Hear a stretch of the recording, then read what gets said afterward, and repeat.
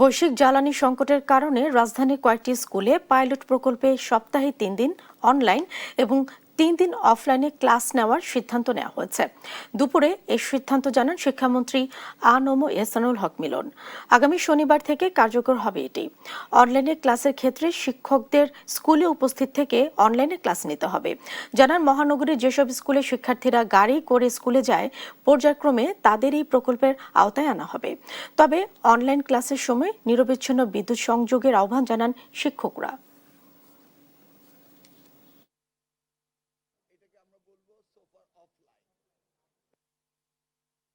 এটা আমরা দেখছি তারা কতটা ডিজিটাল অ্যাকোয়েন্টেড হয়, অ্যাট দ্য সেম টাইম আমরা কতটা relief pi, so do all. কিন্তু এখানে শিক্ষকরা ক্লাসে এসেই তাদেরকে পড়াবেন, ইয়েস, স্কুলে এসে অনলাইনে তাদের ক্লাস করাবেন। তাহলে এটা মনিটরিং সুপারভিশন খুব কারেক্টলি হবে এবং আমাদের বাচ্চারা ওই ডিজিটাল যেটা আননেসেসারি ইউজ সেটা হবে না।